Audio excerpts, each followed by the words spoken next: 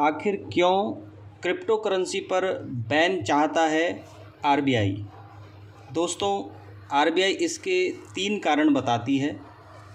पहला, crypto currency का अर्थव्यवस्था पर नकारात्मक प्रभाव पड़ता है। दूसरा, क्रिप्टो करेंसी गैरकानूनी हथियार और नशीले पदार्थ खरीदने में सहायक है। तीसरा, क्रिप्टो करेंसी गैर सरकारी मुद्रा है। तो इन तीनों चिंताओं को लेकर के जो आरबीआई व्यक्त करती है, आज हम एक सार्थक चर्चा करेंगे और ये जानने का प्रयास करेंगे कि आरबीआई की जो ये मुख्य रूप से 3 बड़ी चिंताएं हैं, क्या वास्तव में वे सही हैं या फिर आरबीआई को अपनी इन चिंताओं को एक बार सकारात्मक रूप से देखना चाहिए।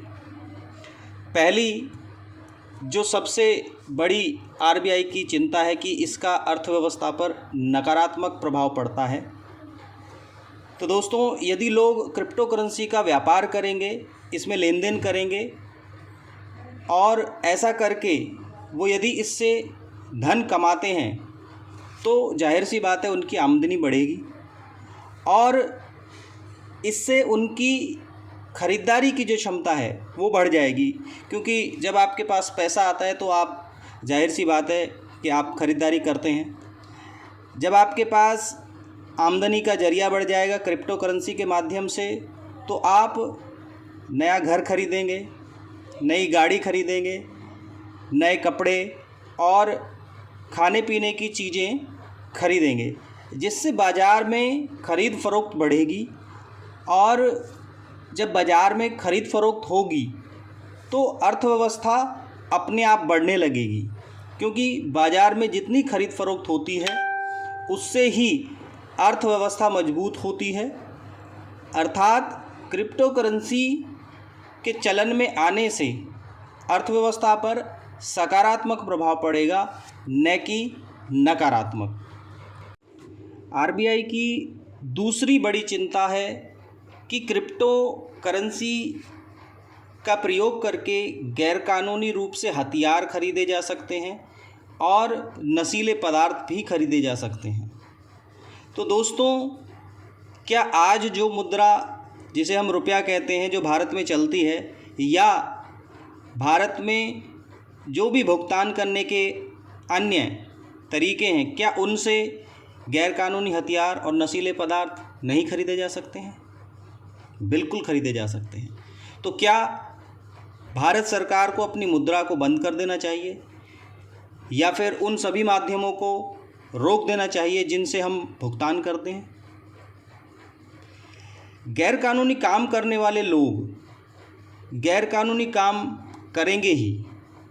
उन्हें ऐसा करने से रोकने के लिए सरकार को कानून का सहारा लेना चाहिए, न कि एक ऐसी व्यवस्था जो लोगों की आमदनी बढ़ाने में सहायक है, जो लोगों को स्वरोजगार देने की तरफ अग्रसर कर रही है, उसे बंद कर देना चाहिए। आरबीआई का कहना है कि यह सरकारी मुद्रा नहीं है, इसे सरकार के द्वारा नहीं छापा गया है, तो इसका प्रयोग क्यों किया जा रहा है?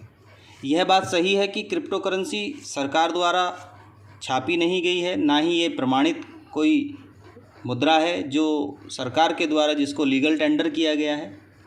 परंतु आज तक किसी भी व्यक्ति ने इसके सरकारी मुद्रा होने का दावा नहीं किया है। इसका प्रयोग संपत्ति की तरह ही किया जा रहा है। जैसे हम सोना खरीदते और बेचते हैं, ठीक उसी प्रकार हम क्रिप्टो की भी खरीद फरोख्त करते हैं। अब तो भारत सरकार ने भी क्रिप्टो करेंसी को संपत्ति के तौर पर मान्यता दे दी है। कॉइन बनते थे, दुनिया चलती थी। वक्त वो बदल गया तो कभी तांबे के सिक्के आए, कभी चांदी के आए, कभी सोने के आए, कभी चमड़े के आए, धीरे धीरे करके कागज के आए। अब ये बदलाव हम ही लोगों ने स्वीकार किया युग के अनुसार। अब वक्त आ चुका है कि अब कागज वाली करेंसी का वक्त जा रहा है। अब डिजिटल करेंसी हमको हमारे स्वभाव को बनाना पड़ेगा। डिजिटल करेंसी की ओर जाने की आवश्यकता है।